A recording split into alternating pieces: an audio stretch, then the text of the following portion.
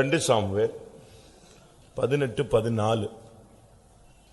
ஆதலால் யோவாப், நான் இப்படி உன்னோடே பேசி தாமதிக்க மாட்டேன் என்று சொல்லி தன் கையிலே 3 வல்லையங்களை எடுத்துக்கொண்டு அப்சலோம் இன்னும் கர்வாலி மரத்தின் நடுவிலே உயிரோடை தொங்குகையில் அவைகளை அவன் நெஞ்சிலே குத்தினான். நெஞ்சில குத்திட்டான். உன் நெஞ்சு குத்தப்படக்கூடாது.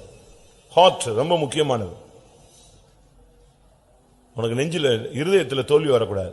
இருதயத்தில் சுத்தமுள்ளவர்கள் சொல்லுங்க, இருதயத்தில் சுத்தமுள்ளவர்கள் பாக்கியவான்கள், அவர்கள் தேவனை தரிசிப்பார். உன் இருதயம் குத்தப்பட்டுருச்சுன்னா நீ எப்படி தேவனை தரிசிப்ப? செத்துட்டு இல்ல.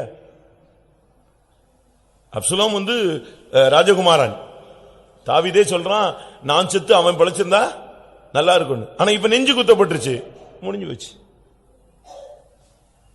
இருதயம் மகா கேடுள்ளது, திருக்குள்ளது, வழுவி போகிற இருதயம்.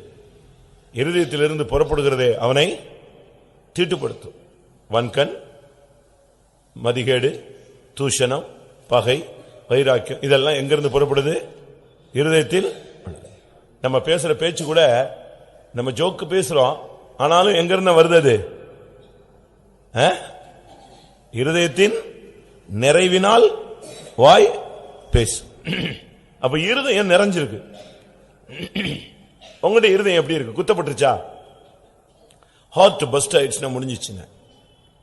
ஹார்ட் ஒருத்தனுக்கு ஃபெயிலியர் ஆயிடுச்சுன்னா அது பிறகு அவன் ஓட்ட நிச்சயாது இருக்கிறது இல்லை. ஹார்ட் ஃபெயிலியர்மா, மைல்டு அட்டாக், மேசிவ் அட்டாக், முடிஞ்சுது. அதனால இருதயம் குத்தப்படக்கூடாது. இருதயத்தில் குத்துனதுனால யோவா பண்ணிக்கு செத்தான். 3 வல்லையங்களை அவன் நெஞ்சிலே குத்தினான், முடிஞ்சதாட்டம். அவன் குதிச்ச குதி, அவன் போட்ட ஆர்ப்பாட்டம், அவன் அடிச்ச லூட்டிகள் எல்லாம் முடிஞ்சது. சப்பு நின்றுச்சு. நம்ம அப்படிலாம் பண்ணக்கூடாது. நம்முடைய இருதயம் குத்தப்படக்கூடாது. உன்னுடைய இருதயம் குப்பையினால நிரம்பி இருக்கக்கூடாது.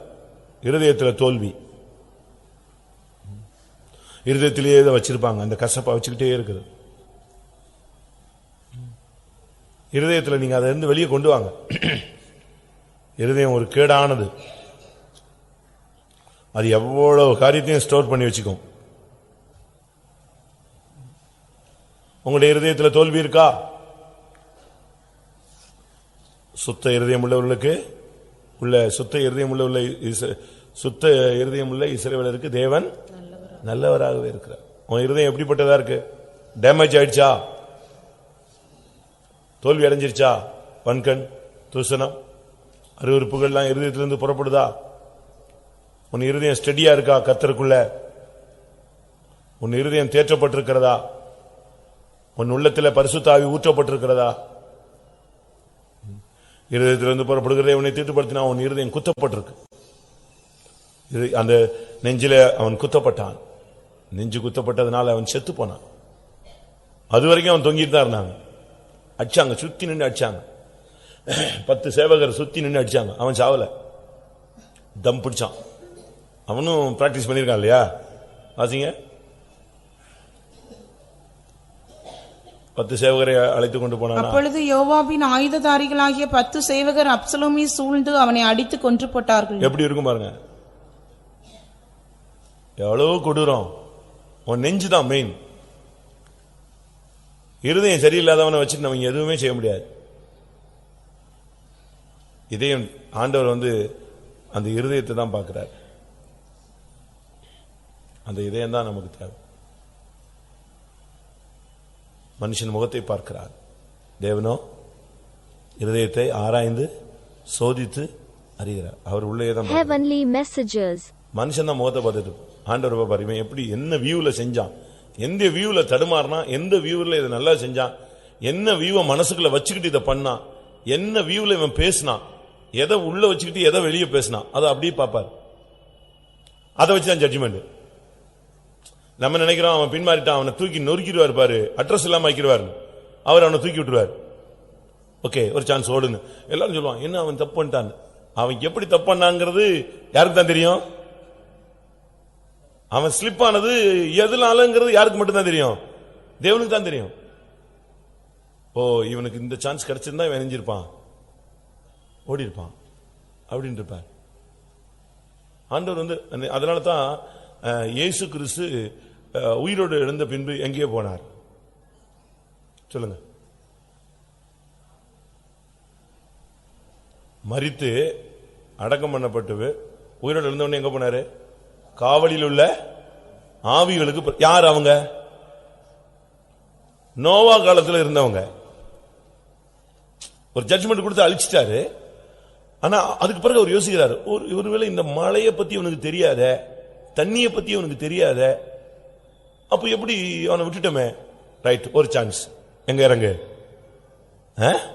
நூற்றாண்டுகளுக்கு பிறகு அந்த ஆவிகளை தேடி எங்க போனாரு? உள்ள போய் பிரசங்கம் பண்ணி ஏத்துக்கிறியா வா. எப்படி இருக்கும் பாருங்க. விடவே மாட்டார். அவருக்கு தெரியும் இவன் எந்த இடத்துல மிஸ் பண்ணான். அதனாலதான் நம்மள அநேகர் தடுமாறி வண்டி ஓட்டுறோம். அவனுடைய உண்மை தன்மை தெரியும். இந்த விசுவாசத்துல நிக்கிறதுக்கு பிரயாசப்பட்டான், இப்படி நடந்துருச்சு, சரி ஓகே, அவனுக்கு ஒரு சான்ஸ், பை சான்ஸ் இன்னொரு சான்ஸ். இப்படித்தான் நமக்கெல்லாம் கொடுக்கிறார். ஏன்னா ஆனா நான் இப்ப நியாயம் திருத்தனா நீங்க செஞ்ச தப்புக்கு வெளியே போன்றுவோம். அவர் வந்து கரெக்டா பாக்குறாரு. அதனாலதான் கண் கண்டபடியும் காது கேட்டபடியும் கூட நீ நினைச்ச கூடாது, நியாயம் இருக்க கூடாது. அவன் என்ன சூழ்நிலையில இருந்தாங்கிறது யாருக்கு தான் தெரியும்? தேவனுக்கு தான் தெரியும். நான் சொல்லியிருக்கேன் இல்லையா, ஒரு சாமியார் வந்து ஒரு வீட்டுல ஒரு இடத்துல உட்கார்ந்து தியானம் பண்ணிட்டே இருப்பாரு. ஏத்தாக்குல ஒரு விபச்சார சகோதரி வீடு. இவனுக்கு தியானமே கலைஞ்சு போயிடுச்சு. அப்படி கண்ண திறந்து பார்ப்பான். அந்த வீட்டுக்கு ஆண்கள் போவாங்க வருவாங்க, ஆளுங்க வருவாங்க போவாங்க, இப்படி பார்த்துக்கிட்டே இருந்தான். அவனுக்கு ஒரே வருத்தம், சரி இந்த பொண்ணு என்ன இவ்வளவு புத்தி இல்லாம இருக்காள இந்த வயசுல அப்படின்னு சொல்லிட்டு. அதுக்கு பிறகு ஒரு லிமிட்டுக்கு பிறகு ஒரு நாளைக்கு எத்தனை பேர் வர்றாங்கன்னு ஒரு கல் எடுத்து வச்சுப்பா கணக்கு போட ஆரம்பிச்சிட்டான். கண்ணை திறந்து பாக்குறது, யாராவது போனா இப்படி வச்சுட்டாங்க. இப்ப 2 பேரும் செத்து போயிட்டாங்க. 2 பேரும் செத்து மேல போனா ஃபர்ஸ்ட் அந்த லேடி போறா எங்க நியாய தீர்ப்புக்கு, ஜட்ஜ்மெண்ட்டுக்கு போனா அவளை எங்க போயிட்டா? பரலோகத்துக்கு போயிட்டா. இவனுக்கு கொதிச்சிருச்சு, என்ன இது, நான் என் கண்ணால பார்த்தேன், யாரவா செஞ்சா என் கணக்குலயே நான் கல் எடுத்து வச்சு கணக்கெல்லாம் போட்டு பார்த்தேன், ஒரு நாளைக்கு இத்தனை பேர்த்த தவறு செஞ்சா இவன் எப்படி உள்ள போவா அப்படின்ட்டு உட்காந்துருந்தான். சொல்லியிருந்தான், சரி வரட்டும் பாப்போம். இவனை போனா, இவனை வெளியே போக சொல்லிட்டாங்க. சாமியார் இவனை வெளியே போட்டாங்க. என்னன்னு கேட்டா, அப்ப அவங்க கேட்டா அவ எப்படின்னு. அவ வந்து வாழ்க்கையில சாப்பாடு இல்லாம போராட்டத்தின் மத்தியில சூழ்நிலைகள்ல இப்படி முட்டாள்தனமான ஒரு வாழ்க்கை வாழ்ந்தாலும் அழுதா. என் வாழ்க்கை இப்படி அமைஞ்சிருச்சே, எனக்கு விடுதலை கிடையாதா? அழுது ஒவ்வொரு நாளும் மன்னிப்பு கேட்டா. அதனால அவளுக்கு என்ன கிடைச்சிருச்சு? மன்னிப்பும் மீட்பும் கிடைச்சிருச்சு. நீ சாமியார், நீ கண்ணை மூடி தியானம் பண்ணாம கண்ணை திறந்து இவன் கதையே பார்த்து உன் மண்டைய குழப்பின பத்தியா, உனக்கு என்ன கிடையாது? சீட்டு கிடையாது, வெளியே போனாங்க. இதான் நடக்க போகுது. நீங்க யாரெல்லாம் குற்றம் சாட்டுறீங்களோ, பைபிள் அப்படித்தான் இருக்கு, வாசிங்க. என்ன வாசிப்பீங்கன்னு பாப்போம். வாசிங்கன்னு சொன்னே, ஆயக்காரரும் பாவிகளும் உங்களுக்கு முன்பாக வேசிகளும் பரலோக ராஜ்யத்தில் பிரவேசிப்பார்கள். நீ பிரமாணம் பேசிக்கிட்டு இருக்கவங்க இங்க உட்கார்ந்துட்டு இருப்ப. 21:31. அப்பொழுது இயேசு அவர்களை நோக்கி, ஆயக்காரரும் வேசிகளும் உங்களுக்கு முன்னே தேவனுடைய ராஜ்யத்தில் பிரவேசிக்கிறார்கள் என்று மெய்யாகவே உங்களுக்கு சொல்லுகிறேன். போதுமா? அவன் மன்னிப்பு கேட்டு உருண்டு பிறண்டு எந்திரிச்சு எங்க போய் சேர்ந்துருவான்? அவன் போயிடுவான். நீ தான் அவன் செஞ்ச பாவத்தையே நினைச்சு, அவன் செஞ்ச தப்பையே நினைச்சு, நீ அவனை நியாயம் திருத்துக்கிட்டு கடைசியில ஒன்னைய நியாயம் திருக்கிற லெவலுக்கு நீ என்ன செய்யற? ஒன்னைய தள்ளிட்டு போயிரு. குருவும் சிஷியனும் போனாங்களாம், சொல்லிருப்பேன். குருவும் சிஷியனும் ஒரு ஆத்த கடக்கணும். ஆற கடந்து போகணும். இப்ப உள்ள போகணும். 2 பேரும் தண்ணியில இறங்க போனாங்க. அப்போ ஒரு வாலிப பொண்ணு சைடுல நின்று இருந்தா. அவ சொன்ன, எனக்கு ஹெல்ப் பண்ணுங்க, நானும் எங்கிட்டு போனோம், நானும் எங்க போனோம், ஆப்போசிட் சைடு போகணும், வெள்ளம் தண்ணி ஜாஸ்தியா இருக்கு, எனக்கு நீச்சலும் தெரியாது, ஹெல்ப் பண்ணுங்களேன். குரு அவர் வந்து பரிசுத்தவான் இல்லையா, அப்படி நின்னுட்டாரு. இவன் கேட்டான், சிஷியன் என்ன நீ என்னத்தையாவது பண்ணு அப்படின்ட்டு அவர் தண்ணியில இறங்கிட்டாரு. இவன் பார்த்தான், டபால்னு அந்த பொண்ணை தூக்கினா, வா உன்னை அந்த கடல கொண்டு போய் விடணும், ஓகே வான்னு சொல்லி அவளை தோல்ல தூக்கிட்டு நேர கொண்டு போய் தண்ணியை கடந்து கொண்டு போய் அவளை இறக்கி விட்டா. அவ போயிட்டா. இவங்க 2 பேரும் போயிட்டாங்க. குருவும் சிஷியனும் ரொம்ப நேரம் பேசல. ரொம்ப நேரம் கழிச்சு குரு கேட்டாராம், நீ எப்படி வாலிப பொண்ண தொட்டு தூக்கி நீங்க கொண்டு வந்து இறக்குவ, நீ எனக்கு எப்படி நீ சிஷ்யன் அப்படின்னா.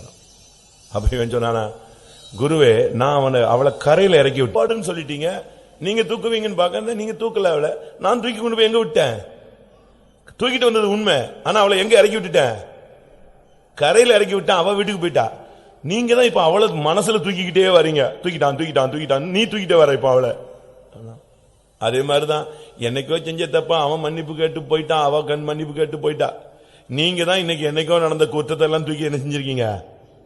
வச்சுக்கிட்டு நெஞ்சில வச்சுக்கிட்டு வாரீங்க. நெஞ்சுக்குள்ளேயே இருக்கு, உள்ள இருக்கு, கொதிக்கும் இருக்கா. உங்க இருதயம் தீட்டுப்படக்கூடாது, உங்கள் இருதயம் குத்தப்பட்டவர்களாக நீங்கள் இருக்கக்கூடாது, நெஞ்சு குத்தப்பட்டவர்களாக இருக்கக்கூடாது. அது மரணத்துக்கு எதுவானது. அப்சலோம் பாருங்க, நெஞ்சு குத்தப்பட்ட, அது வரைக்கும் ராஜகுமாரன் ராஜா. இப்போ குத்தப்பட்டவனே ராஜாவும் போயிடுச்சு, எல்லாம் போயிடுச்சு, கொண்டுட்டாங்க. உன்னுடைய நெஞ்சு இருதயம் பரிசுத்தமா இருக்கணும். பரிசுத்தம் இல்லாமல் ஒருவனும் தேவனை தரிசிப்பதில்லை. உன்னுடைய இருதயம் அடிமைப்பட விடக்கூடாது.